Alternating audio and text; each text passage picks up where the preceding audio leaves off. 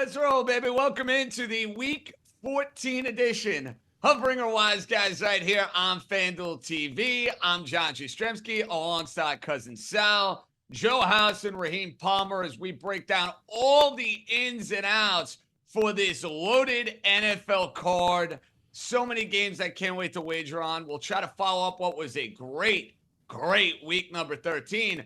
But Cousin Sal, I just hope that you continue to pick against my favorite team, because it seems like anytime you do that, it just ends up being a beautiful Sunday for me. So please, I hope you're doing that in a few minutes. I'm done. I'm done picking against your team. I'm throwing in the white towel or the teal towel, whatever stupid colors your team is, and that's enough. I apologize to America on America's #1 pregame show for who was it? The Washington Commanders. That was House's thing. House got me distracted, and he's got me even more distracted with his hair this week. So it won't happen again. You know, I have to say, House, you had like the surfer, chill, California vibe going in our pre-show meeting. You cleaned it up a little bit with the jacket, but dude, I love the flow right now. I mean, you're California cool, baby. JJ, when you go back-to-back weeks picking the New York Jets on the money line, that means you're a clown, like Kramer from Seinfeld. So this is my Kramer right here, baby. We're rocking the Kramer. Gold, Jerry. It's gold. Now, Raheem, I know you were taking a little victory lap last week because we got ourselves vindication and validation with what the San Francisco 49ers did against the Philadelphia Eagles. I know now you might be licking your chops, and this might be the fan coming out of you, but Raheem, living in the city of brotherly love, a big Dallas Cowboy fan. Raheem, how's it been on the streets this week, baby? It's been interesting, and I'm not going to lie to you. I'm a little bit scared because you look at this Dallas Cowboys team, we haven't really beaten anybody with a winning record this season. So today is the day to show and prove, and hopefully they get it done.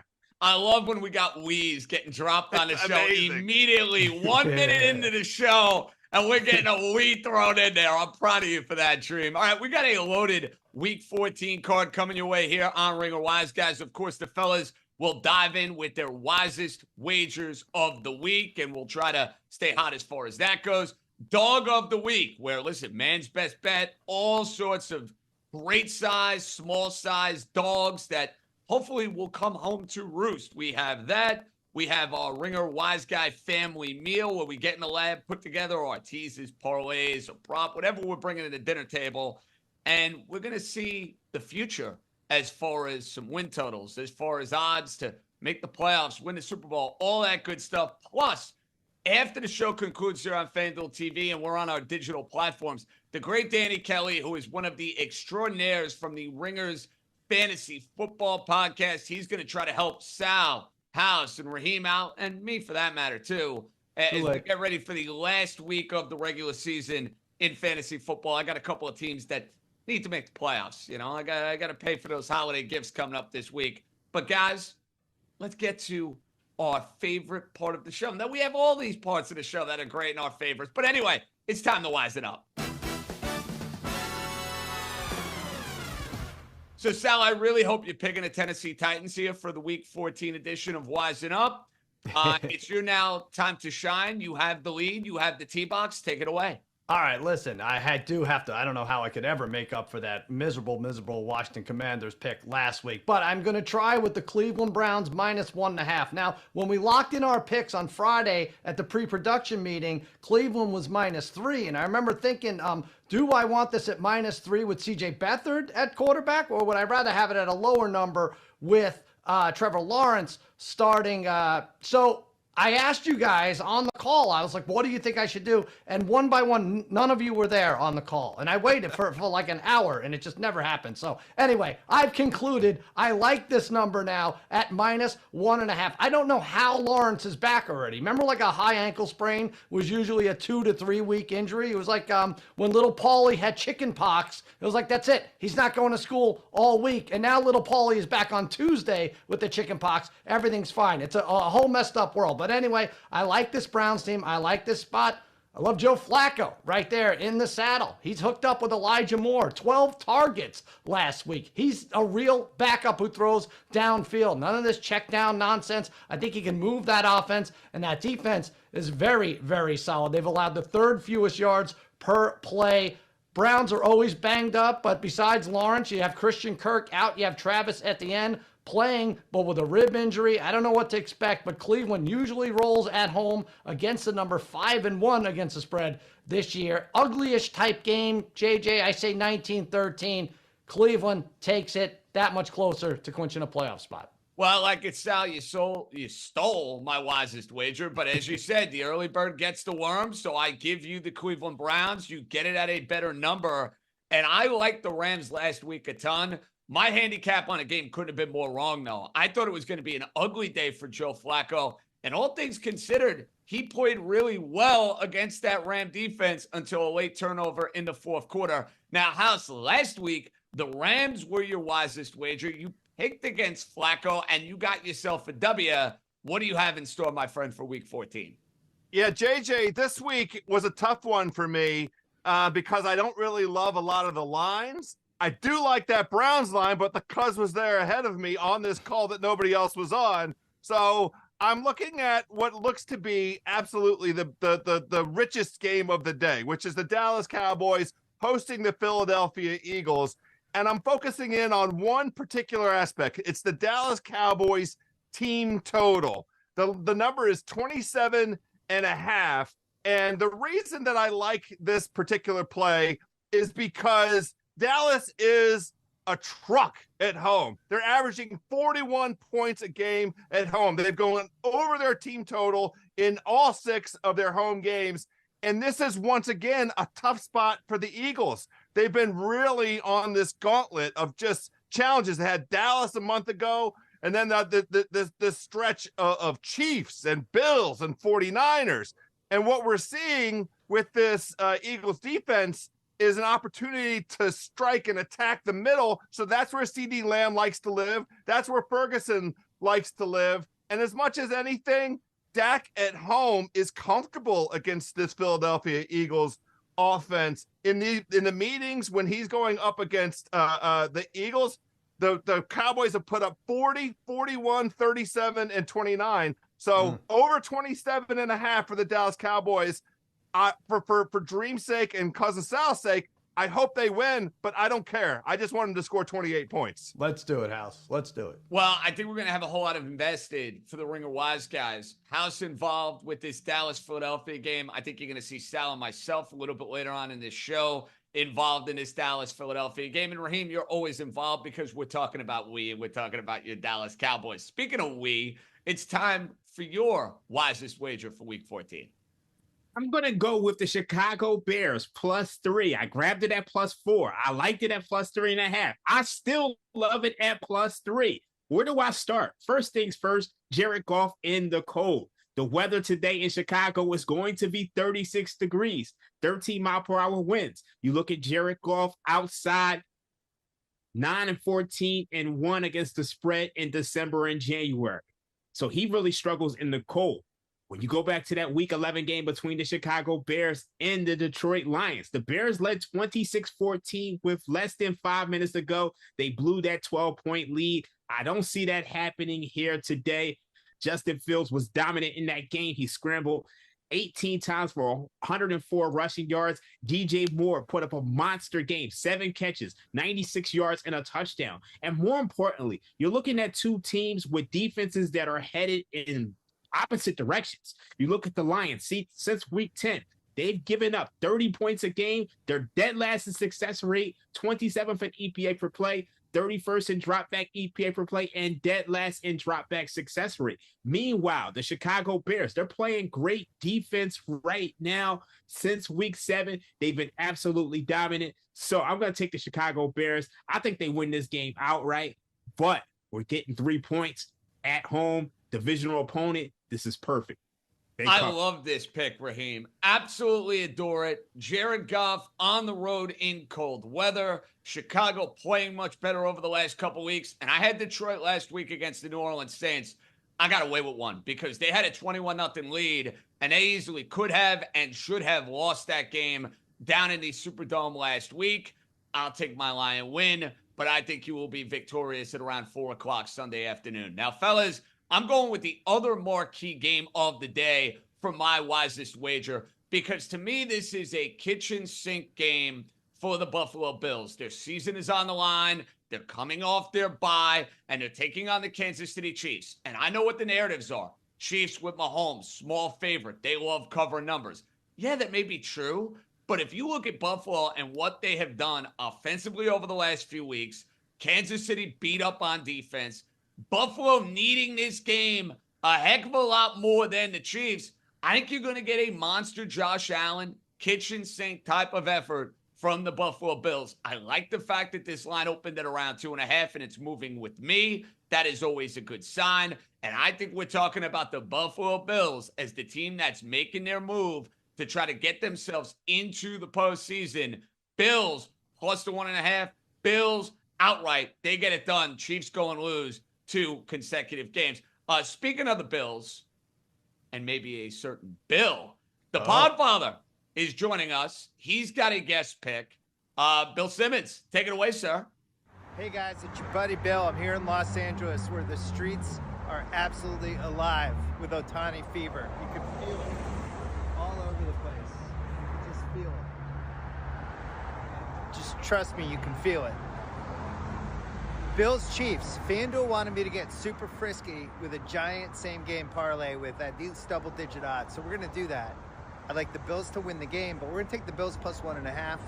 Josh Allen to score a touchdown. Josh Allen just to throw for 200 yards. He can do that. They're going to be moving the ball up and down the field against the Chiefs. And then I'd like a James Cook game. Some sort of, let's go 25 plus receiving yards and 40 plus rushing yards. Can you do that, James Cook? Don't fumble. And if you add all those together right now on Saturday, where the streets are alive with Ohtani fever, that is plus 1268. Good luck gambling, fellas. Riveting pick from the Podfather. One thing though, cousin Sal, can we get our buddy some AirPods? Is he still one of the old timers that actually rocks the cords? I mean, I would expect Bill to have like top-notch AirPods, dude. Yeah. He's very stuck in his ways, and I appreciate all the Ohtani snark, but it really comes from a place of jealousy because Ohtani is now one contract away from being as rich as Bill Simmons. But as far as that same game parlay goes, I think he targeted the right game. I think there's going to be a lot of scoring. So, yeah, live it up with that same game parlay. But it's too long. It reminded me like one of his 2009 columns on ESPN. Can we keep these same game parlays under 15,000 words, Simmons? Jesus. See, you're going to give him crap for it, Raheem. I actually like the fact that we got a payout at plus like 1,300. And I think it's like normally I like to destroy the Podfather's picks on this show because he doesn't join us live. So therefore, I feel like we have to give him the heat for it. I love this one, Raheem. I can't find anything in there that I don't like. I really can't. I'm a little scared of Buffalo today. We all know the trends of Mahomes under a field goal. I wish him the best of luck, but I'm staying away from this game. House, can I get you to tell this parlay? Because I'm about to bet it on FanDuel as we speak. Well, you know, cousin Sal kind of set it up exactly right. If I could take the thing into the bathroom and read it for 15 minutes and really, think about it, then for sure. The only aspect of this that really concerns me is the Cook receiving yards. I like all the other legs. It fits the game script that I think is the pathway to success for the Bills. The Cook receiving yards feels a little wonky, but man, I'm on it. I like it. Sure. Yeah, JJ, if you're about to bet this on FanDuel, you better hurry to get it over by kickoff. I don't know how quickly your thumbs work, but you got a lot of work to do on that app to get this in. My fat fingers will find a way to make it happen. Speaking of SGPs, I told you Dallas and Philly was going to be a big part of the show. Cousin Sal, you got me an SGP. Let's hear it, bud. Well, listen, House helped us out with the analysis, how much the Cowboys are going to score. That offense cannot slow down. I like what we saw last Thursday against Seattle. That's a game that they normally lose, but they are really clicking offensively. I think they're going to come out strong. They're going to win the first half. They're laying 2.5 in the first half. They're going to win the game. CD Lamb, 60-plus receiving yards. He's hit this 5 of his last 7 games. And Jalen Hurts, anytime touchdown. Only because you have to throw that in there with the tush-push. It's going to happen. I don't think he has Big Dom pushing him from behind this week. But either way, that'll get done. I like those 4 coming through at you. You know how this is, Raheem. We're going to win this game, and then when it matters in January, it's going to be a whole different story. They're going to get our hopes up for the next few weeks. That's the same game parlay. I like it. It sounds like a winner. there might be a Dallas-Philly SGP from yours truly coming up a little bit later on in the show. But, guys, it's time to get made. Let's hear Tommy's rat line for Week 14.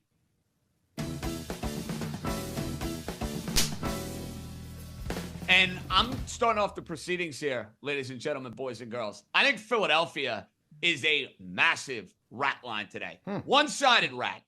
Philadelphia Eagles getting 3.5 points. Rivalry game. They are begging you to go and get this game with the hook. You're not just getting 3. You're getting 3.5. Oh, Jalen Hurts, the Eagles, they're going to cover this game off a loss. Wrong. They are not covering this game off a loss. Dallas should have beaten Philadelphia the first time these two teams played. Dak Prescott steps out of bounds, unable to execute at the goal line. And the Eagle defense has been getting torched these last couple of weeks. I think it's a rat, but it's a one-sided rat. You know, you might find those in the streets of New York City. I'll see them in the city subways every now and again. It's a one-sided Philly rat. Take the Cowboys in this game. Raheem, what do you got for a rat line? I'm going to go with the San Francisco 49ers, minus 13.5. We know the San Francisco 49ers are a juggernaut. They've been dominating the Seattle Seahawks team for the last 3-4 games. Brock Purdy he's just always crushing this team. But the problem is they're coming off that 42-19 win over the Philadelphia Eagles. That was the revenge spot. Now you got to come back and you got to play a team that you historically have dominated. This just feels like a game where the 49ers could just get in and out with the win. And I don't want to have to worry about the point spread in this game. I just don't like the spot at all. So I'm staying away. Raheem, would you have any different feelings on this if you find out closer to kickoff that Drew Lock will be starting at quarterback as opposed to Geno Smith? You know, that's interesting because Geno Smith hasn't particularly played well this season anyway. So how much of a downgrade can you really give Geno Smith to Drew Lock? This line has moved from 12.5 on the opener. It went to 10.5, and now it's at 13.5. So are you telling me that the difference between Drew Lock and Geno Smith is 3.5 points? I'm not necessarily buying it. Now, there are other things within this game that I like, but I just don't like the spread. So we'll get to those other things that I actually like later on. All right, a lot of funky line movement in that Seattle-San Francisco game. House, you got me a rat line? JJ, every single week I sit down, I look at the slate, I look at the lines, I get to the Saints, and I stop, and I say, how can this be? This week the Saints are favored by 6 points at home against the Carolina Panthers. You know, the reason that I stopped there is because the Saints have the worst against the spread record in the entire NFL. They are covering at the robust rate of 18% as a favorite. 1-8-1 against the spread this season. Why are they favorites every week? Because they have the easiest schedule coming in, strength of schedule wise. I want to point out a couple things. The Panthers very quietly, their defense is starting to get right since the bye. They are in the top 10 by a couple of advanced metrics, and they got back J.C. Horn, which is an enormous improvement defensively. When J.C. Horn plays the last 12 games for this Panthers, they are 8-4 against the spread. So a different kind of defense. And we know what's going on with the injury room for the Saints. Once again, Derek Carr coming out of concussion protocol. Their whole receiver room is dinged up. Olave is sick. They're going to put J.C. Horn on Olave. Good luck to the Saints scoring. It's a rat line. If you're going to do anything, I would say Panthers, but otherwise just stay away, which is the right thing to do with the Saints all season long. Yeah, Panthers, Saints, immediate cross-off for me. A game I have absolutely no interest in betting, but hey, your choice, your call. Sal, your rat line apparently is near and dear to my backyard. What do you got, dude? Well, I don't that sounds filthy, but I know you didn't mean it like that. First of all, I just do want to say to House, we do have a bet on the Saints to win the NFC South. When are you going to actually root for the Saints to win an individual game? Because that's how they're going to have to get there, you know, House. So, I know.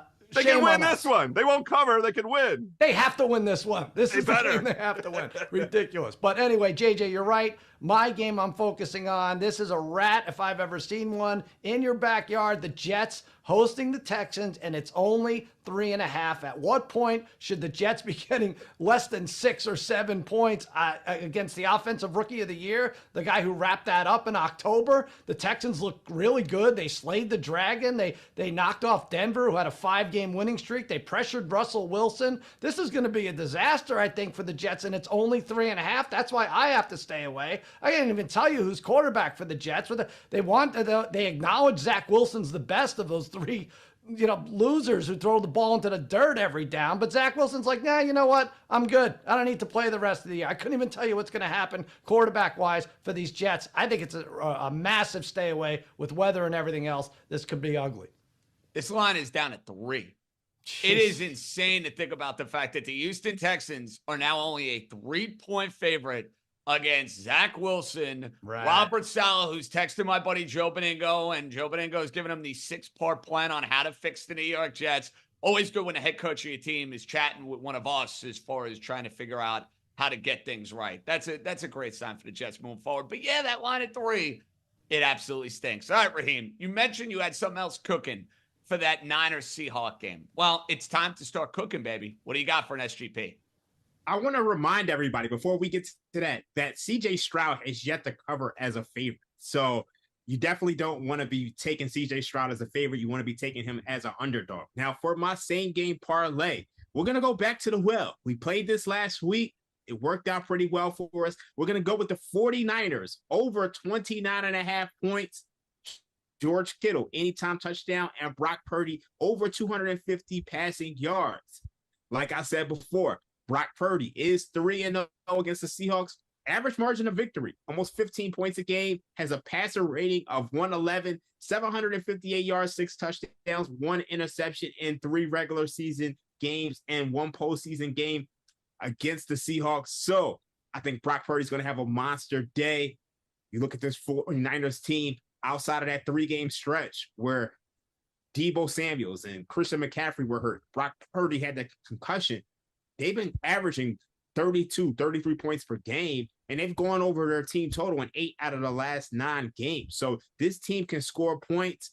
I think the 49ers are going to light it up today. I don't know if they're going to cover the spread because I think Seattle's probably going to put up some points in this matchup, but I expect Brock Purdy to have a monster day. They're going to put up some points, and then George Kittle's going to get that touchdown that he didn't get last week. I love Kittle's score this week. You're right, Raheem. He is due. The only issue I would have with that is if the Niners kind of give you a C or C- game, did it go and put up that amount of points? I guess that's the $1 million question. But hey, that's why you got to get a little frisky with these SGPs. Now, our guest picks went through a really nice stretch, but they have really hit the skids. They're back to where they were at the beginning of the year. So, Sal, apparently we're going to try something with the guest picks that might change the juju. So please elaborate a little bit. Yes, we're bringing in a guy. Remember the wolf in Pulp Fiction? It was all a chaotic mess, caused by Samuel L. Jackson and John Travolta, and they brought the wolf in, and he fixed everything. This is the guy who started our winning streak for the guest pickers here on Ringer Wise Guys. He is an esteemed producer for Against All Odds and Cousin Sal's winning weekend. And I think he ranks in the top 3 of JJ's most handsome Ringer contributor picker. I don't know what it is. JJ, you have to give that list to us. Mikey Meatballs, take it away. What's up, Ringer Wise Guys? Today my pick is going to be the under in the Houston Texans-New York Jets matchup. Listen, points have been a struggle to come by all year for the New York Jets, regardless of who's playing quarterback. So combine that with some bad weather and a touchdown may be impossible for them to score. But on the flip side, their defense is pretty good. So I do think they create some challenges for CJ Stroud going into MetLife. But even if the Texans put up 3 touchdowns, I don't think the Jets do enough on the other side to even come close to the total. So we're going under for this game. Not going to lie, Mikey Meatballs, I love that pick. Have you seen the Jet offense over the last few games? That game is going to be gross. Raheem, I know it's a crazy low total, and we saw in the New England-Pittsburgh game what can happen with a crazy low total. Bad weather, Zach Wilson, that has Under City written all over it, dude. This scares me because we all know Zach Wilson turns the ball over. And CJ Stroud, this is a guy who can light it up. So if you have a Jets team who just decides, you know what, we quit. We don't want to play defense today. You can cough and sneeze and get over this one. So I wish him the best of luck, but I'm personally staying away. You're staying away? I'm giving our guy Mikey Meatballs the endorsement on this one. We'll see if it gets the guest picks turned around. All right, guys, it's now time to see the future. We're going to look at some of the futures odds here on FanDuel Sportsbook, and they have adjusted win totals. You know, you have the over-under for wins at the beginning of the year. Well, now FanDuel has win totals up to the minute, up to date over what may happen over the next 5 weeks. So I'm going to ask you, Sal, better bet to go over 12.5 wins. Now, you got to pay a vig and a premium with the Niners. Much softer schedule than Miami. Niners at minus 230 to get over 12.5 wins. Dolphins plus money at 134 to go over 12.5 wins. Any interest, Sal, in Miami?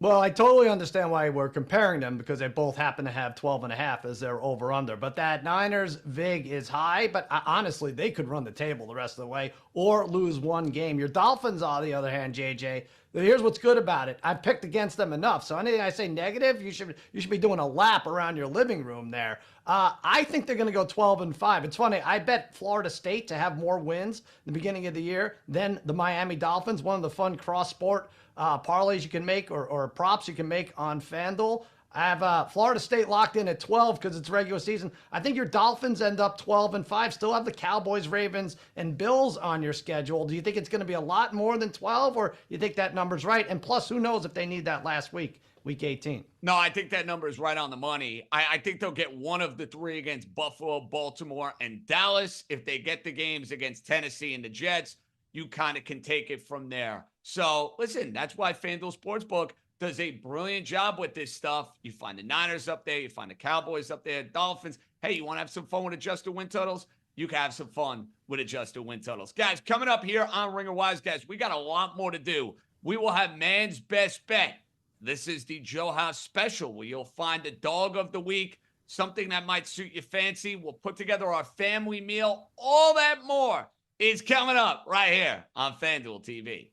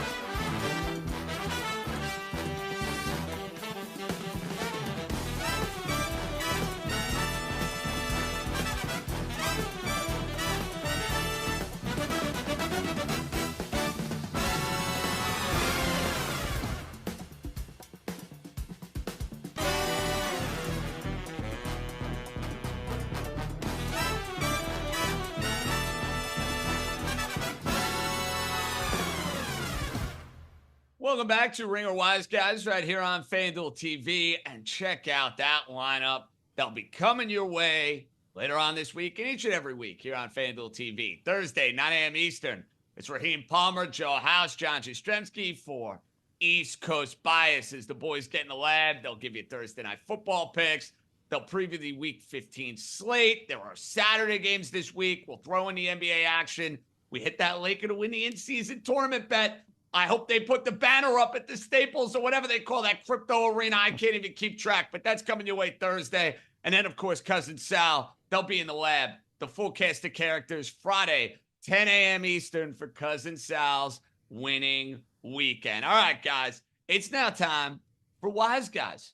Please advise. Hey, Wise Guys, since you didn't like my Jamar Chase anytime touchdown bet last week, who do you like best for an anytime touchdown this week? Travis Kelce at -130, Raheem Mostert at +120, or my guy Jamar Chase at +120. Not some kind words for the Pittsburgh Steelers. Jay in Cincy. You know, House, in looking at that board, here's what I would wonder. Number one, is Taylor Swift going to be in the building for Chiefs Bills today? Because if she is, I like Kelce to score a lot more at -130. Otherwise, I'm never laying juice on an anytime touchdown. My initial thought, maybe this is the Dolphin fan in me coming out. House, I feel like Raheem Mostert scores every single week. I'm getting him at plus money to score. That's the one I like the best of the three. Yeah, JJ, my only concern with Mostert is Achane cannibalizing, because he came out against Washington. It was questionable how many touches he was going to get, and then he ended up with one of the highest, fantasy performances of the week with 2 touchdowns. I think I'm going to join Mr. J. Fool me once, we missed out on Chase the previous week. I'm on Chase this week. I think that this matchup against the Colts is so much better in terms of a passing game for Browning. I think Chase is going to get, his usual number of targets and then some. So that would be my inclination. And, Raheem, the Bengal line has really been creeping their way here over the last 24 to 48 hours. I feel like America and the betting public, they're all in now on Jake Browning and Coach Lou and Coach Taylor. It's like the Bengals are back, baby. I mean, can you blame him? Jake Browning carved up that Jacksonville Jaguars defense last week.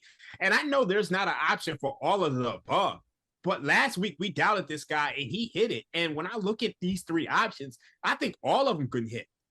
House already hinted on the fact that Jamar Chase is going up against that Colts defense, and I think he can have a monster day. He might have the most receiving yards out of any receiver that plays football today. So I really like Jamar Chase. When you look at Travis Kelce, he had a down week last week. They're playing this Buffalo Bills defense, which is still missing Matt Milano, still missing Trey White. They're going to rely on him. So I like that one. You look at Raheem Mostert. They're playing this Titans defense, which can't stop anybody. So I think you could safely parlay those. And I'm not a parlay guy, but I think you could parlay those for a big payout. And you guys know me. I'm all about the big money.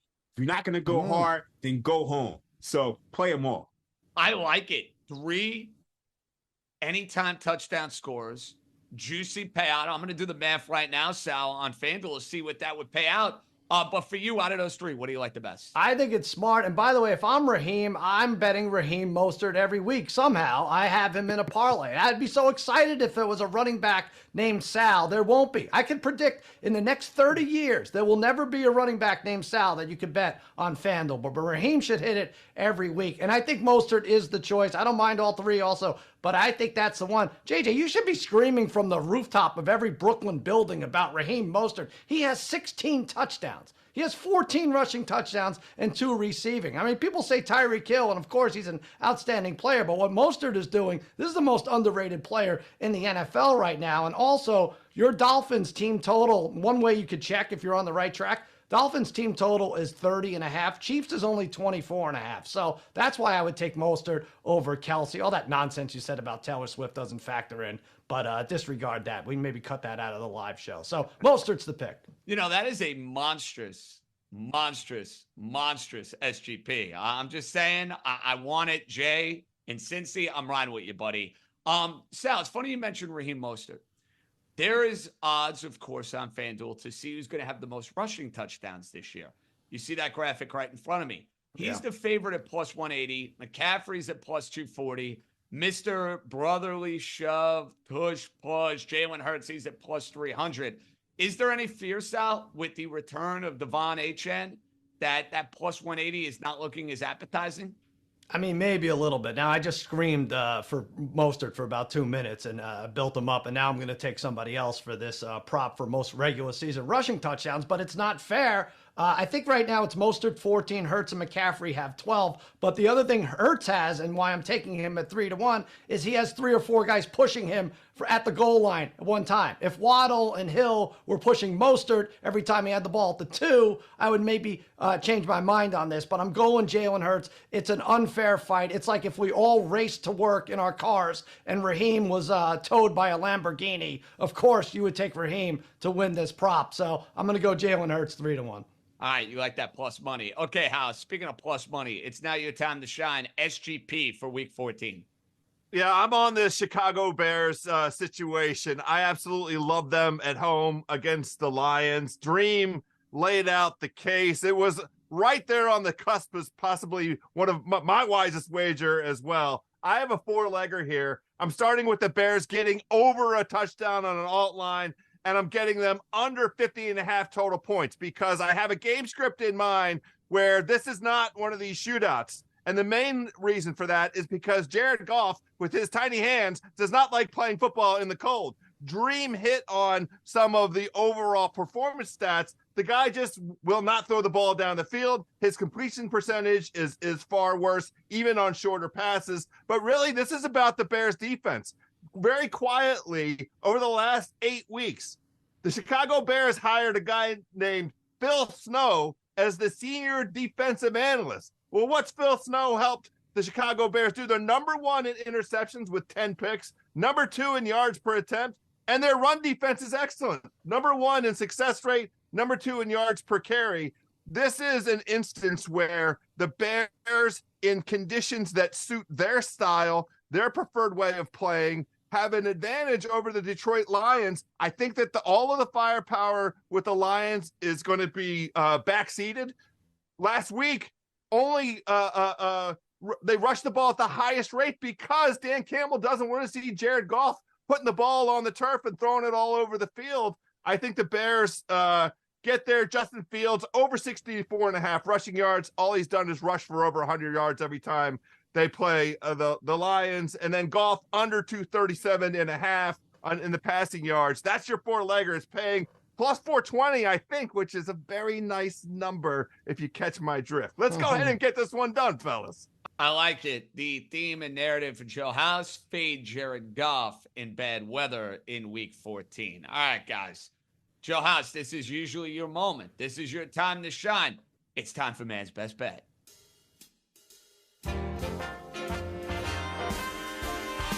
And we are fired up to see all sorts of dogs, all sorts of sizes, all sorts of winners. Sal, kick off the proceedings. What do you got for Man's Best Bet? Well, I have a great dog here. Actually, a great painting of 2 dogs here from Goodfellas. The actual Tommy DeVito's mother painted these. Remember, one going east, the other's going west. So what? Well, everybody's going west in this Packers-Giants game. Midwest, to be specific, taking the Packers. I'm going east and taking the New York Giants to pull off the upset Monday night. You got Quay Walker, doubtful on the defensive end for Green Bay. Christian Watson is out. The whole world is in Jordan Love's corner. I thought he played great versus the Chiefs last week. But it's hard to look dominant back-to-back in prime time games. You know what else is even harder? To go 0-5 in primetime games. That's what the Giants are up against. Remember Saquon Barkley? I think he has a bust-out game this week against the 30th ranked run defense that the Packers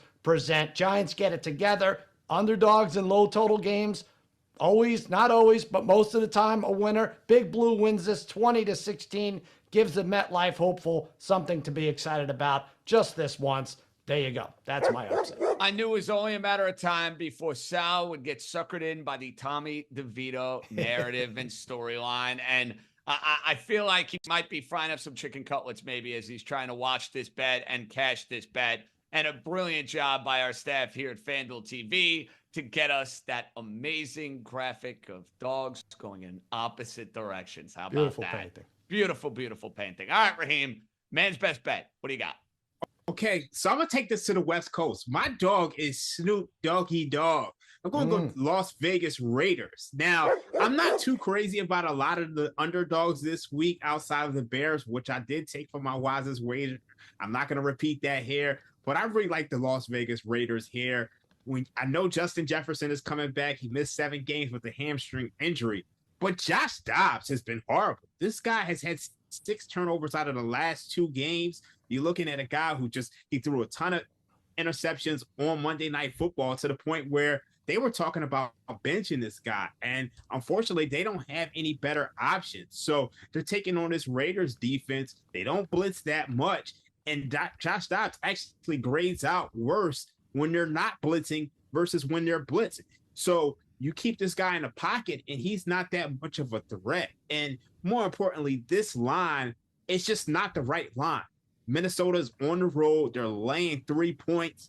Raiders are catching plus 130, and they've much improved since they fired their coach and brought in Antonio Pierce.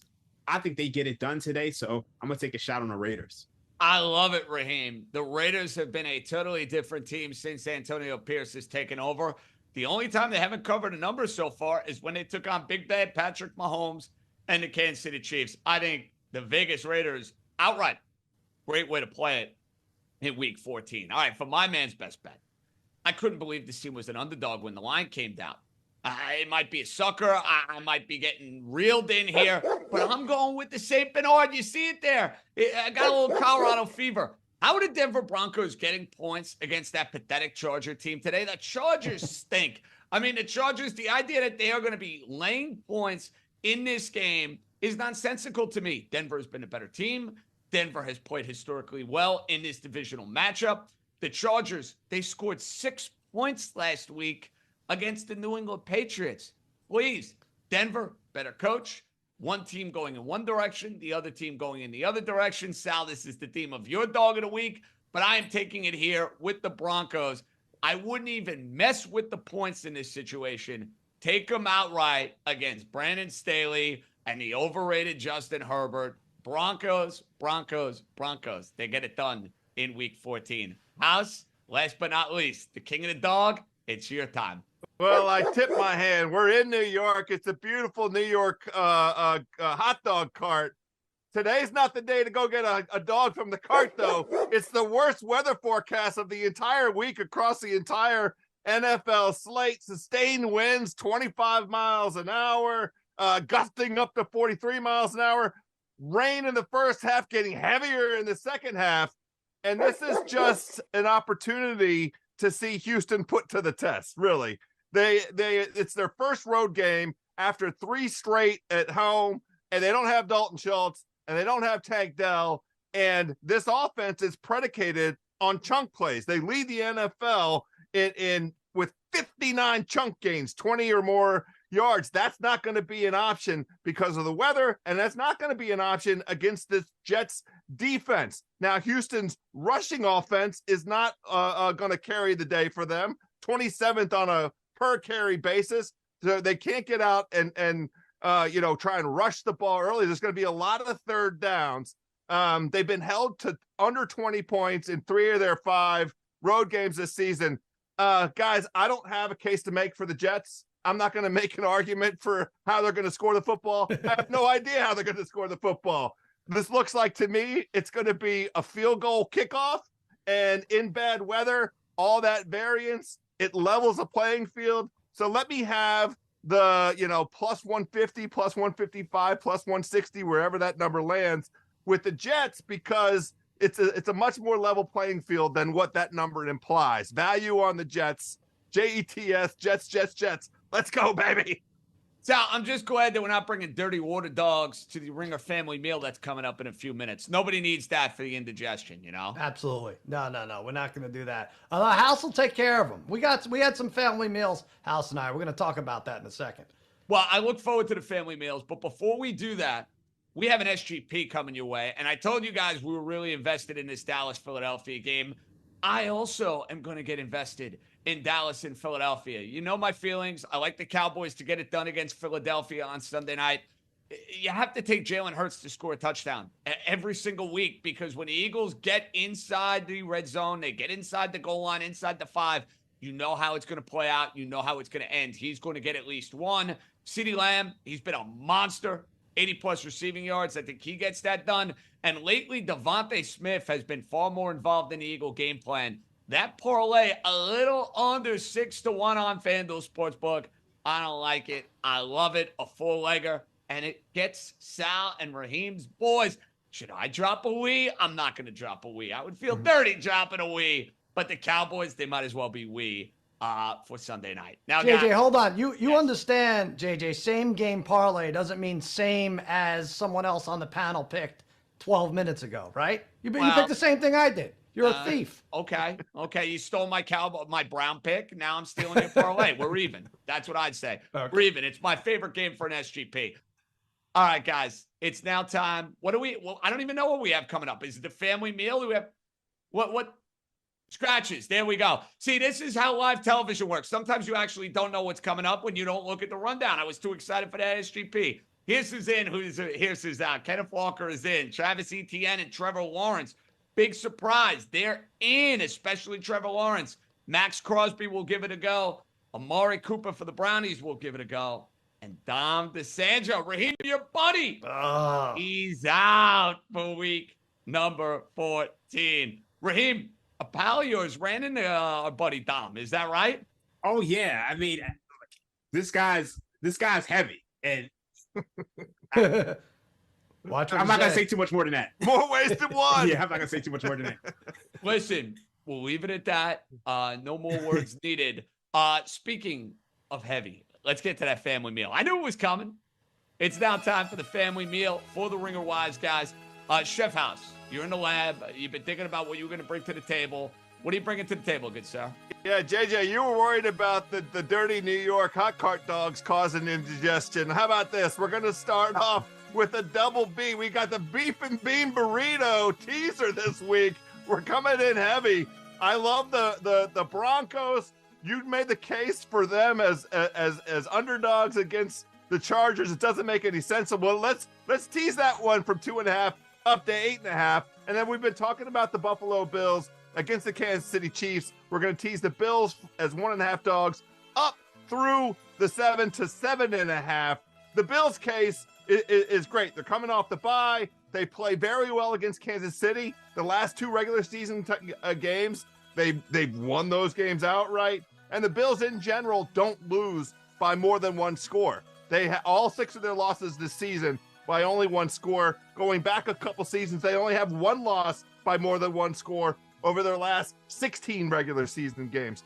The Broncos case, you made it pretty well. I honestly think this is a little bit of a knockdown, drag-out kind of game. So what I really like is getting up across the 8 for this one. I think it's going to be close. I think it's going to be physical. I think the Broncos are going to be kind of plotting offensively, and the Broncos are perfectly built to take away what the Chargers want to do in Keenan Allen. Patrick Surtain's going to have a great time with that. So that's the tease. Beef and bean burrito. We're going a little heavy to get started today, fellas. A heavy meal started off. That burrito sounds absolutely delightful. Okay, Dream. We going in a heavy variety, or we going a little on the easy side? What do you have for the family meal for week 14? We're going to go with fresh baked bread for my family meal. We're going to go with the Falcons. Buccaneers over 41. This line has already moved 2 points. I loved it at 39. Love it at 40. Still like it at over 41. First things first, these 2 teams have played in week 7. Final score was 16-13. However, we got 5 turnovers between these 2 teams, with both teams going a combined 1 for 7 in the red zone. If you guys watched that game, we had 2 fumbles at the 1-yard line, a fumble at the 11-yard line, an interception in opposing territory that led to 0 points. So you got 4 red zone trips that led to 0 points. That's crazy. You're never going to see anything like that in an NFL game. That game had 730 total yards of offense. and then you only had a 16-13 game. More importantly, both of these defenses are banged up. Devin White is out. Jamel Dean is ruled out. You look at the Falcons' defense. They might be down 3 of their best defenders. And Grady Jarrett and Lamond. You got a defensive tackle out. So both of these defenses are banged up. You're on the fast track in Atlanta, in a dome. I think you're going to get a lot of points here. So I like the over 41. I love the baked bread. I like the over pick. I never thought in a million years I'd want an over with the Falcons and the Buccaneers, but you know what? I think Raheem makes a compelling and legitimate case. Now, guys, I'm bringing something to the family meal that I would never eat, but it's going to be good, and I think you guys are going to enjoy it. I'm bringing a cheese plate. That's right, the 2-piece cheese plate. 2 team teams going in opposite directions. We're going with the Los Angeles Rams. I'm bumping them up to 13.5 against the Baltimore Ravens. I do not see Baltimore blowing their doors off. The Rams have been spunky and competitive. They're back in the playoff mix. I think they keep it within that number. And I know this is going against Sal's best bet, or the dog of the week. I can't even keep track. But DeVito beating the Packers, don't see it. The Packers are playing too well right now. They're going to make the postseason. Get them down to pick them. Rams, Packers, a little cheese plate. A little charcuterie. I never eat that stuff, but if you want to eat it, go ahead. It's going to taste good. Fair enough. All right, Sal. Last but not least, what do you got for me? Yeah, those Packers are going to screw you, and you're going to become lactose intolerant immediately with all this cheese talk, but you'll be able to scream about it on New York, New York, so that'll be fun. But here's what I'm doing. I'm putting together the wings and the etouffee teaser here with the Bills plus 7.5 and the Saints, which I think is a pick 'em now. I don't tease through the 0, thankfully. Raheem, oh my God, I would have a... But he wouldn't even look at me. He'd be shooting darts at me or turn and walk out the room. So I'm not doing that. But Buffalo Wings, etouffee. The Bills need this more. Bottom line, I'm not sure I agree with you 100%, JJ, that they're going to take the Chiefs out because the Chiefs' back-to-back losses in this Mahomes era doesn't happen a lot, but getting 7.5 is great. I liked what I saw out of their offense and defense for 85% of that Eagles game. I expect the same. Pacheco being out is huge. 90 yards each of the last 3 games, 123 combined versus the Packers. Now the etouffee part. Scene of the crime, House, you and I in New Orleans. I left it all on the table, literally. You doing did! it again. You Yes. did! We have to win this game. I told you we have the Saints to win the NFC South all over the place. This Panthers team has not won a road game. They averaged 13 points a game over the last 3 on the road. Carr, 2 concussions in 4 weeks. What could go wrong? Still gets the job done against the pitiful Panthers. Bills, Saints, teaser, go get it. The reality is Sal just simply can't quit the New Orleans Saints. And I'll be laughing to the bank when the Atlanta Falcons go and win the NFC South. As crummy as they are, one of us here on Ringer Wise Guys is actually going to make money on who wins the NFC South, unless, of course, Baker Mayfield and Todd Bowles have other plans. We have a second guest pick, Jonathan Frias, who's a part of our crew.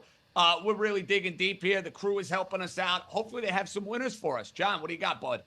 Hey, Wise Guys, Jonathan Frias here, segment producer. This week I got a 2-team parlay, Raiders and Eagles money line. Justin Jefferson is coming back after missing 7 weeks. Sure, they're coming off a bye, but I don't think that's enough time for Dobbs and Jefferson to build real chemistry. I think the Raiders make a play late. Dobbs has been making mistakes, two TDs and 5 interceptions heading into the bye. A late pick could seal the game for the Raiders. As for the Eagles, I don't really have much analysis there. I just think the Eagles just make a play late. You can't really bet on the Cowboys in these big spots. They always make a mistake. Well, John, you know I'm not going to give that parlay an endorsement. Sal, how could I give it an endorsement? I love the Cowboys this week. I love the Cowboys too, and you know what? I like Jonathan very much. At least I thought I did. He is a producer. You know, he's on a lot of our stuff that we do. And also every year I pick my favorite person that I met in that given year. It's coming down to the wire for 2023. Jonathan was up there as one of the candidates. He just eliminated himself with all that anti-Cowboys talk. See how that works? John, that's what happens when you take sides against the family. And Raheem, he won't be dropping any wheeze into his point for his SGP, right? Not at all. Not at all. Well, guys, we got more Wise Guys. Please advise emails. And this one's coming your way Hey there, WGs. We have had 13 weeks worth of bet aches, as Cousin Sal would say. So I want to know which one player, coach, or team has caused you the most pain so far this season. This one comes from JR in Arizona. Raheem, I'm starting the proceedings on this. It's early in the year with the Pittsburgh Steelers. I felt like I was picking against the Steelers week after week after week. Now the reckoning has happened, but it cost me a lot in the process. Steelers, easy call for me. I'm not going to go with the team. I'm going to go with overs because for whatever reason, unders are just crushing this year. And particularly prime time overs are just not hitting. We've had 3 straight. So that's what's killed me this year. What about you, Sal? Well, I am good. I mean, there's only one player, one person, one human being who I can blame for all my misfortune in the NFL, and that is Derek Carr or Justin Herbert or Brandon Staley or Bill Belichick or Josh Allen or Sean Hockley. But aside from that, there's really nobody else who has screwed. There's too many, JJ. There's too many screw jobs out there. Too many line balls. Yeah, you can't do it. You can't pick just one. You try. Go ahead. I did. I went with the Pittsburgh Steelers. Hans, do you have one? Of course I do not have one. I have more than one as well. I mean, I am embark on always the classic mistake of trying to find an anchor big favorite money line parlay. Twice this year, this has bitten me right in the rear end. The Bills money line against the Patriots back whenever that was, a handful of weeks ago. And then what I had to do over the course of Thanksgiving, I basically lost my appetite with what the Lions did to my entire gambling slate as a moneyline favorite against the Packers. I spent the rest of Thanksgiving weekend trying to build back all that I lost from the first loss of the day. So moneyline parlay, the big favorite. Don't do it. Don't do it. Raheem, can I just say, JJ, real quick? You know who else screws me? The NFL screws me and us. Why are there 2 Monday night games? And why wasn't there a Saturday game? Move one of those Monday games to Saturday. We would have been taking our attention away from that Army-Navy nonsense. We would have been fine. Come on, NFL. Well, listen, you could have put it at night. Raheem, you got 10 seconds. Big and active for New Orleans, right? Yeah. Chris Olave is active today. I personally want to stay away from that game, but it might help Sal's teaser today. So not inactive and active. I like it. Okay, so Chris Olave giving it a go for the New Orleans Saints. That's going to do it for the Week 14 edition of Ringer Wise Guys. Good job, as always, by our pal Cousin Sal, Joe House, Raheem Palmer, JJ John Jastremski as well signing off. We'll be back on digital time, all our platforms. Danny Kelly's going to join us. A lot more to do. We'll see you next week here on FanDuel TV.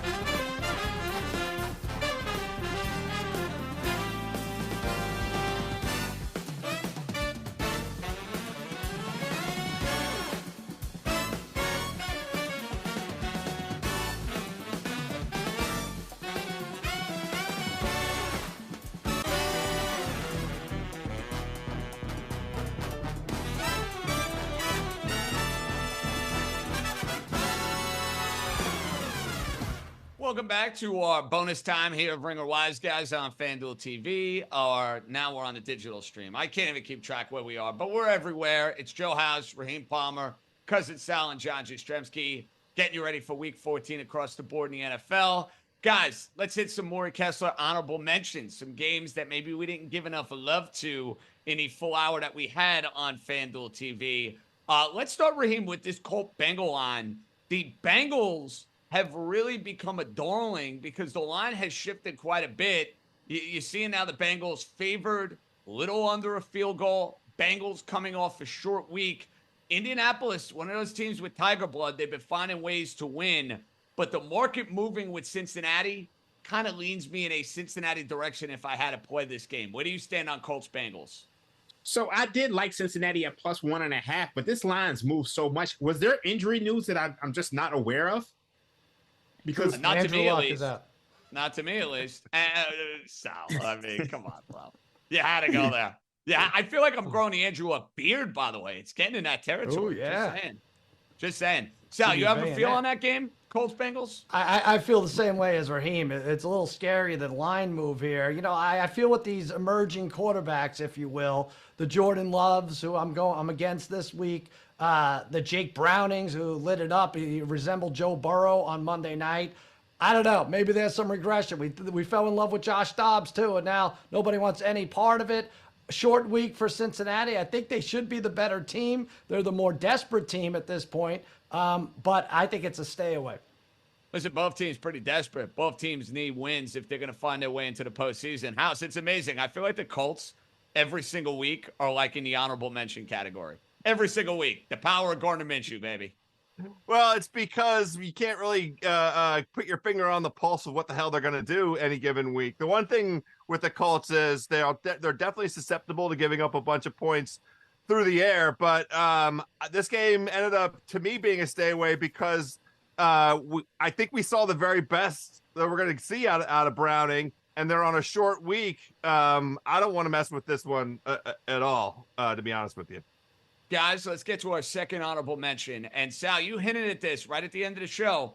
We don't have one, but we have 2 Monday night games. I will be at one of them. And no, it's not in my backyard. Weather permitting, I will be in South Florida for the Titans and the Dolphins. Look at Miami laying double digits. I'm rooting for you to pick the Titans here in this spot because your track record in Dolphin games and picking against them has been great for my football team. So please, Sal, Tennessee +13. Are you biting? I'm pretty much going to pass on it. When it fill out, I did probably circle Tennessee +13, 13.5 when I filled out one of my 713 pools that I run every week. But I will say this, you don't have to worry about a loss here. Tennessee, it's been 2 years since they scored 30 or more points, and that's all the Dolphins do. Tyreek Hill is a free touchdown as long as he's in there, or he's going to get you down to the 5-yard line. So good luck to you. Congratulations, JJ. One win closer to gold. Well, if they win this week, they will cash their over bet for the season at 9.5. And I may have gotten a wedding gift at +300 for the Dolphins to win the division. So I want to be cashing that one, guys, when we go to Vegas in a few weeks. Raheem, from that game's perspective, Tennessee not having Jeffrey Simmons, you thinking monster point total for the Dolphins? You think an ugly game there? I think it's a monster point total. You saw last night, Gardner Minshew carved this defense up, and the special teams is a mess. Like, I've been watching NFL my entire life. I'm 37 years old. I have never seen back-to-back block punts. That happened last week. I think Mike Vrabel, he had some voodoo similar to Mike Tomlin when it comes to him playing in the role of underdog. I think that's dead. So I think the Dolphins just do whatever they want. They can name their score, and they take this Titans team into the deep waters and drown them. House, would you lay it? Yeah, I think Dream is absolutely right. And after what I just saw here in Washington, the reminder with the Dolphins is they were beating the hell out of bad teams at home. And then the Raiders came to town and actually held, within, touchdown or so. And we're like, come on, Dolphins, you let us all down. For sure, you're going to win by 14. But the Dolphins are back to their ways. It's a particularly bad matchup for the thing that Tennessee cannot defend, which is the pass. It's a pass funnel defense. Great rushing defense, pass run funnel defense. You're going to pass funnel to Tyreek and Waddle and all those weapons? No, sirree. I like laying the points. I'm going to do it. And no Jeffrey Simmons for the Tennessee Titans. Big deal. Finally, guys, you have the Rams getting 7.5 against Baltimore. I like this one. I think the Rams are keeping this game close. I know the Ravens are coming off their bye. And Raheem, there might be a little PTSD for me because I remember taking the Rams and they got absolutely blitzed by your Cowboys. So, when the Rams have gone up in weight class this year, they've struggled to some degree. I just don't like this spot for the Ravens. I think without Mark Andrews, this is going to be a tight game. I like the Ravens on a teaser. Like, we've seen the Ravens dominate NFC teams, and I don't have the record offhand, but Lamar Jackson against NFC teams, he just absolutely dominates them. So to me, I don't want to lay the 7.5. We know he's similar to Patrick Mahomes. Historically, he struggles to cover these big numbers, but against the NFC, I just think this Rams team, they struggle to really block defenses. And I think the Ravens are going to be able to get to Matthew Stafford. I think they should win this game. I just don't know if they're going to cover. So I'm going to tease the Ravens down from 7-1. So how you playing Rams-Ravens? Yeah, this is tough because both these teams have screwed me. We talked about who's your kryptonite the other way? Well, the Rams have beaten me when I bet against them, and the Ravens just done wonders on. I mean, how many of these blowouts do we have to see when they're in sync? They're amongst the best teams. They crushed the Lions. They crushed the Seahawks, two teams who one's definitely going to make the playoffs. One might make the playoffs. So I don't think taking the Rams is the answer here. If I had to, I'd go the Ravens. House, I know you're teasing Baltimore. Is that accurate? Yeah, for sure. And the script that Sal just articulated is the case for Baltimore. The number Dream was looking for, Lamar Jackson 18-1 in his career against the NFC. And I don't like the Rams. I would like the Rams, but for the weather conditions. It sucks here. I mean, I'm in Washington. It's blowing. It's rain. I can show you the camera right now. I don't want Matthew Stafford under these conditions, and it slows down those weapons. I don't like the Rams possibilities here very much.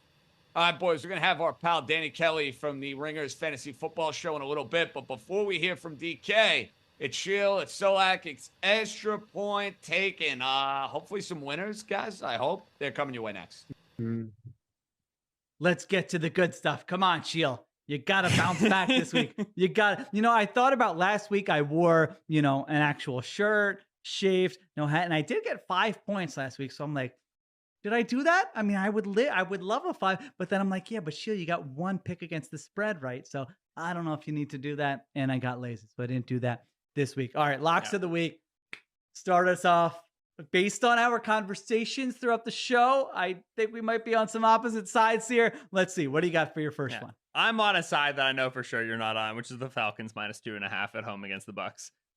This line opened at 2. It was down to 1. It's back up to 2.5. Falcons are just a better team. They have the division, control over the division, control over their destiny, and they've been really good at home this year. This line should be at least 3.5 in my opinion. The fact that I'm getting the field goal is great for me. I like the Falcons -2.5. I'm not touching that game. I hate even picking Falcons games in my. I never know which way to go. I'm always on the fence. I'm always like, should I just hedge? Maybe I should just pick the Falcons. And if they lose, then I can just say, oh, so like you're. But what? I don't like touching those games. I have no feel for when they're going to win, when they're going to lose. All right. Next team I do have a feel for. We have a feel for it because they're the team of Extra Point taken, and they're the Green Bay Packers. I like this Packers team quite a bit. I like this Packers offense quite a bit. Could get Jair Alexander, their best cornerback, back for this game, so that's something to keep an eye on as well. And I think this Giants team, so I didn't even say the number yet, did I? Packers -6.5. 6.5 is a nice number. They just got to win by a touchdown. So I've got Packers -6.5 at MetLife Stadium to beat the Giants as my favorite lock of the week. They're a young team, and their arrow is up. I'm not taking the game here because I'm worried about this look ahead spot. I'm worried about a little bit of a dud performance from them just because of the inexperience. I like that it's a Monday night, rather than like a Sunday at 1. So Jordan Love's going to show up on a Monday night. I'm not worried about it. All right. What is your second lock? What do you got? Yeah, I'm on Bills +1.5 going up against the Chiefs. This was a line that, again, like there were better lines earlier in the week, but I'm willing to take it for the competition here at this number. I think the Bills I have a good shot of winning this game. I like the Bills over the Chiefs in this game, just straight outright. You've seen this Bills offense, I think, develop a really nice passing repertoire over the last month and a half.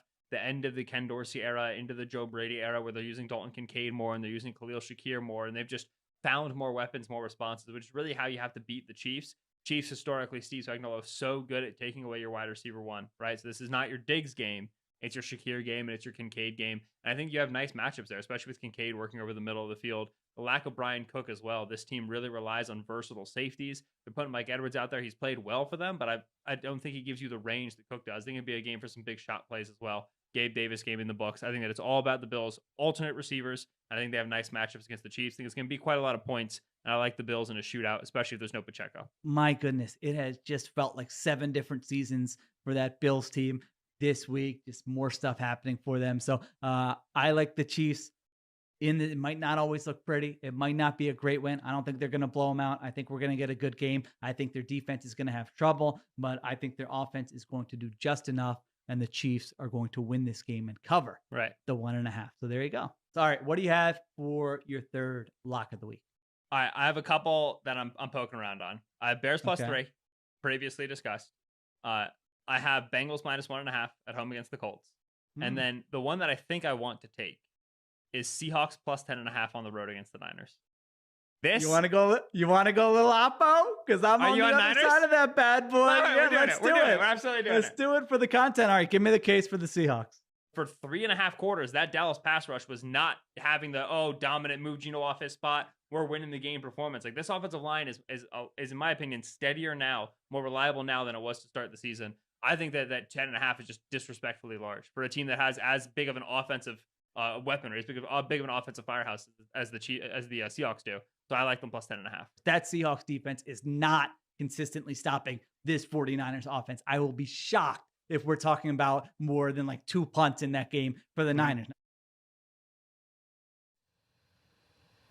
Good stuff from the guys. Let's welcome in now a guy who knows a thing or two about helping out fantasy teams. He also knows a thing or two about the NFL and his beloved Seattle Seahawks. That's Danny Kelly from the Ringers Fantasy Football Show. DK, welcome to Ringer Wise, guys. How are you, pal? I'm doing pretty well. How are you guys doing?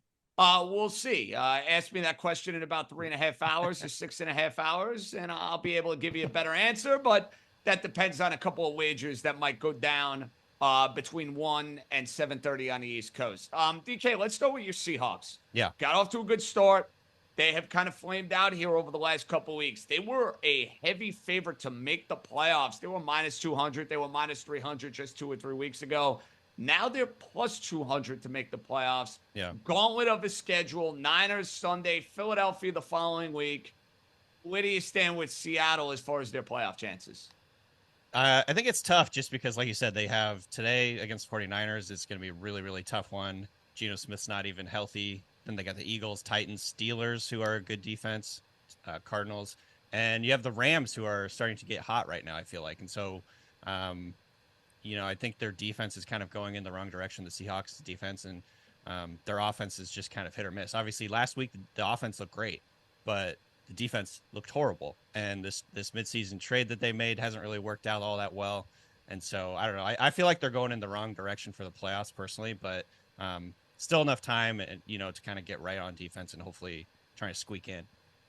Well, I know you're not going to want to hear this, but as someone who has a Rams bet at +450, I hope if there's a second team to go and join the proceedings, it's them. Okay, DK, this game against the Niners on paper seems like a lopsided mismatch. Yeah. San Francisco has owned them the last 2 years. They beat them 3 times in 2022. They won the first matchup, I think, pretty convincingly on Thanksgiving night.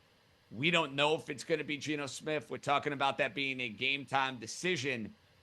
Kitchen sink game for Seattle, or is it just too much 49er action across the board? Where do you stand on the number? Where do you stand on Seattle as far as their chances of being competitive? I don't like it. I don't like this game at all for the Seahawks. I think, they're pretty much overmatched across the board. And if Drew Lock has to start, it's just not looking good. I think I would have felt a little bit better coming into this game about making it like an ugly, getting it close if Geno Smith was playing. But I really just don't see the Seahawks hanging with the 49ers if it is Drew Lock. So that's kind of where I am on this game. I don't feel super optimistic at all about it. So we know you're a big fantasy guy. Sal, how are your teams doing this year, by the way? Are they where they Terrible. need to be, or no, they're awful? No good. They're all like 6 and 7. It's awful. I have like you 6 can't teams. even They're all can't even play your way into the playoffs today with a couple I think wins? one of them, I need some kind of miracle or something, similar to what Danny needs with his with his Seahawks. I don't, honestly, like, I feel bad for Danny. I have a lot of Seahawk fan friends in my life, probably more than I should, but this has to be one of the more frustrating teams to root for, right, Danny? I mean, you had Geno Smith lit it up last year, and you got DK Metcalf when you see how he scored against Dallas and how he torched their defense. Like, why can't this happen every week, you must be thinking? And then the Kenneth Walker injury is no good either. So I don't know where this lands. I circled Seattle plus the points here, but it's hard to, you know, the memory is right there from Thanksgiving night when you got out physicaled like everybody does against the 49ers, right? Yeah, it's really frustrating. I mean, even in Seahawks land, there's people who are out on Geno, I think, already. You know, it's been pretty frustrating from a fan point of view because you want him to be sort of the answer, at least for the medium term. And he's just been so hit or miss. Obviously, now he's battling a groin injury, so that's not going to help. I don't know for sure if Drew Lock came in today and played well. I don't think that's not a good thing. I'd almost rather just take the loss because then I don't want there to be like a Geno Smith controversy going into the rest of the season here. But I'm a Geno believer. But yeah, it's been super frustrating season overall. All right, Danny. It's a big week for a lot of folks who are playing fantasy football. I'm going to hit you on two here. Okay. Trevor Lawrence. Yeah. Would you put Trevor Lawrence? Now, if you have a better option, it's an easy answer. If you don't have a better option, it's probably more complicated. But you can't feel great about putting him in a lineup on Sunday against the Brown defense on that ankle.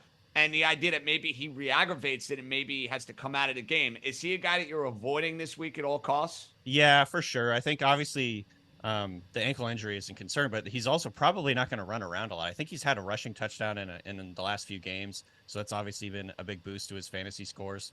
And yeah, Brown's defense has just been so brutal for opposing offenses. So he'd be a guy that I probably would try to avoid if you have any other options for now. All right, I like the sound of that. Now, we talked about this earlier in the show. Raheem Mostert to score a touchdown. Raheem Mostert to have the most touchdowns in the NFL this year, DK. And listen, I don't need you to give me an answer on that. But from a fantasy perspective with Mostert, who, by the way, I think I'm in like 5 leagues. He's on 4 of my teams. I love the guy. He's been so you're great doing well. Me. Yeah. I'm doing all right. All things considered, I'm doing all right. We got a long way to go. I got to be in the money in a few weeks, and then we'll see where it takes us. But Devin Achane is back, or Devin Achane, however you say his name. He's a stud. He flies. He's rocket lightning quick for my Miami Dolphins. How do you see that shaking out now in the next few weeks? I know there's enough touches to go around. McDaniel's super innovative and creative, making sure those guys are getting involved in the game plan. But would we be a little gun shy now about Mostert having the most touchdowns in the NFL with the return of Devin Achane? I think it's still looking good for him, honestly. I think they still see him as their lead back. I think they probably want to have Achane as sort of the, secondary guy, the speed guy, the thunder and lightning, even though both of them are really pretty much lightning at this point. But I would still say Mostert's probably going to get like 60% of the work, and he's still a guy that they like in and around the end zone area and deep in the red zone. So I still feel pretty good about Mostert. I think Achane's going to be on the field with Mostert as well. So yeah, I think it's still looking good. Danny, I have a question for you, a general fantasy question. What's to be done? What's the appropriate punishment for someone who is like 3-10 and doesn't fill their lineup and is obviously going up against teams who need to win and other teams need that team to lose, or they just miss out? Let me give you an example, for instance. So let's say Ramondre Stevenson, it doesn't look good even from last Sunday that he is going to play this week. And then Thursday morning or even maybe Wednesday night, he's announced as inactive. And somebody, let's call that person Joe House, keeps Ramondre Stevenson in his lineup and screws over the rest of the league. What would be your punishment for, let's call him again, Joe House? One punishment I heard this week, frosted tips. I'm liking that one. Man. Like you're in a 90s boys band? Oh, my goodness. I don't know if that's possible at this point with Joe House. It's also not a punishment. I welcome. Do you see my hair? I welcome it. No, Danny, first of all, my team is not 3-10. I'm on the cusp of making the playoffs. But this, why are we in analog with fantasy? Ramondre Stevenson is ruled out. So why would I, in advance of Thursday night, sit down with the stupid lineup? I'm not doing any free agency stuff. My team's pretty well set. I sit down at 8:30, turn on the dumb game, look at my computer. It's like, oh, great. I left Ramondre Stevenson in the effing lineup. I immediately put it out of mind from Sunday because he was such a bum. Why is there not lineup protection? We have artificial intelligence, the CBS bot making fun of everybody. You just swap any eligible player out in for a guy that's out. It's so stupid. See, that's on you though, so I have a league where if we get a 0 in any of our starting spots, we have to shotgun a beer. We have to film ourselves shotgunning a beer and send it. I like that. It's pretty good. I think that's what you got to do right here. That's incentive for House, though. I know. I don't know if that works. Tips in a beer. Okay, Yeah. I'm in. This is why we play fantasy. It's for fun, you know. I like that. All right, DK, you got a bunch of props for us that will kind of coincide with who you like from a fantasy perspective. By the way, I know you helped out Simmons with $1 million picks, so we're not gonna go in that direction. We want to go in a different direction. We're selfish. We want to win our fantasy leagues. Prop number 1. What do you got for us, buddy? Deebo Samuel over 13.5 rushing yards. I think it was 12.5 yesterday, so it's gone up a little bit. But with Elijah Mitchell doubtful for this game, I feel like they're going to get Deebo Samuel even more involved on the ground. The Seahawks defense, as I said, has been really struggling. And this is a number that Deebo's gone over in 3 of the last 4 games. So I'm liking this prop. I think they're going to get him involved in the running game, try and get a little bit of relief to Christian McCaffrey here and there with him running the football. They use him on end arounds, things like that. So that's one that I had circled as seems good. Well, Deebo Samuel, a beast last week in Philadelphia. And if you had him in your fantasy lineup last week, you were probably feeling really good about it. Raheem, DK's second prop bet you're really going to like. I know what it is. DK's going to tell us momentarily. I just can tell you, Raheem, this one is for you. What would it be, DK? I'm going with George Kittle anytime touchdown. Kittle, he was a little bit quiet in the last time these two teams met earlier this season, but he scored 2 touchdowns against the Seahawks last year, 2 touchdowns against the Seahawks the year before. Kyle Shanahan likes to turn on his little microscope and absolutely just attack the Seahawks middle of the field every year. Bobby Wagner's really struggled in coverage this season, so I think the middle of the field is going to be a place that they try and exploit this week. And so, yeah, George Kittle, anytime touchdown. I like that one.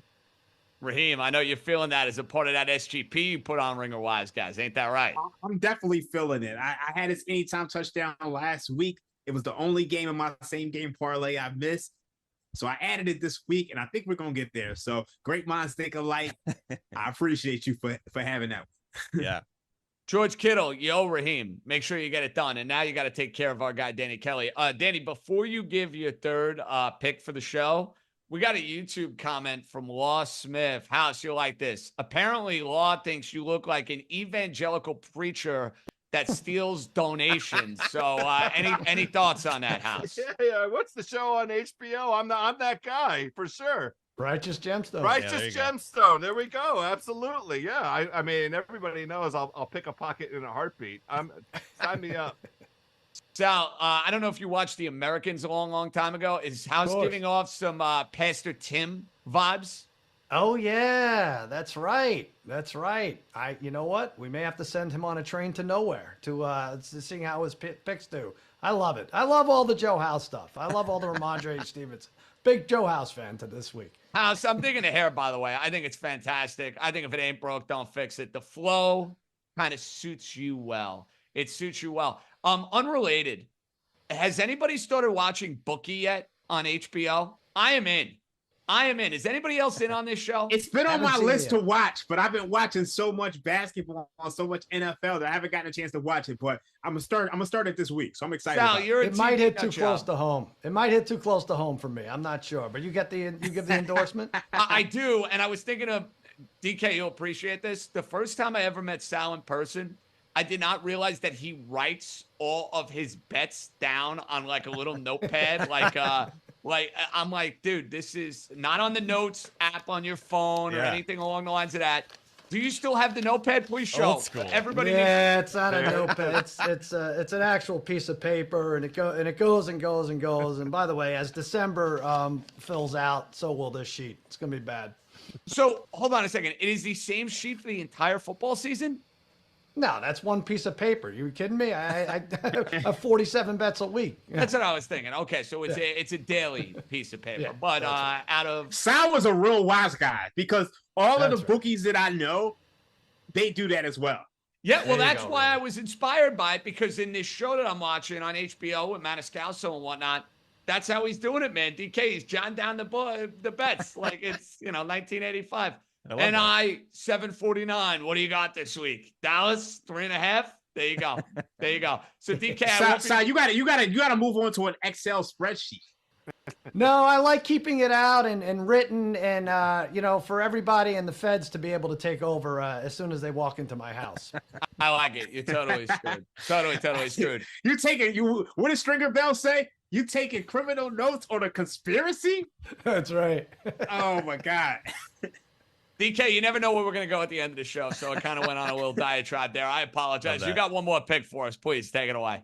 So this is not Seahawks related, but I'm going with the Texans over the Jets. It's -3 right now. I like that one. Although the weather is making me a little nervous with this. Well, I was going to say, not only the weather, DK, this line has actually dropped to 3. Yeah. And I'm with you. There's no way in the world I'd make a legitimate case to take Zach Wilson and the New York Jets. I've watched every single one of their games this year. They stink. But I almost feel like that line's a little too good to be true, dude.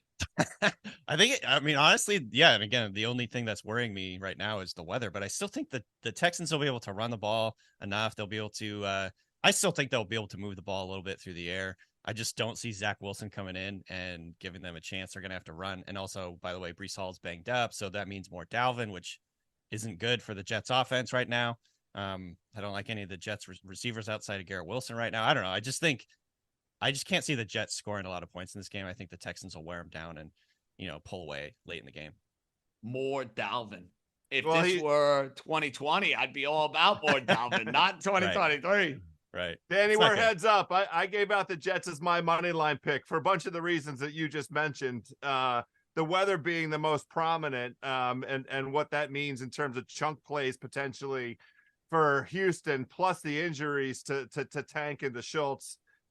Possibly taking some wind out of their sails, but really it's just variance. It's just the weather's going to be a mother effer, and it's going to be a kick field goal kickoff, and that means anybody can win. Jump ball. Why not Zach Wilson and the Jets? I love that you dropped mother effer in digital time, so I don't have to Mother hear from the folks over at effort. FanDuel TV that basically, you might as well say the word at that point, House. You might as well just throw it. What's the difference? What's the difference? No, I'm just kidding. All right, House.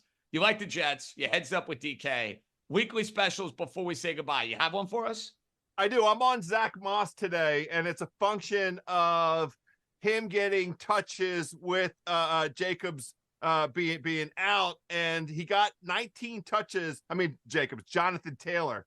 Jonathan Taylor being out means more touches for Zach Moss. 19 last week. I think he gets the same number this week. This number's been all over the place. When I put the bet in, it was 10-1. It dropped all the way to 8-1.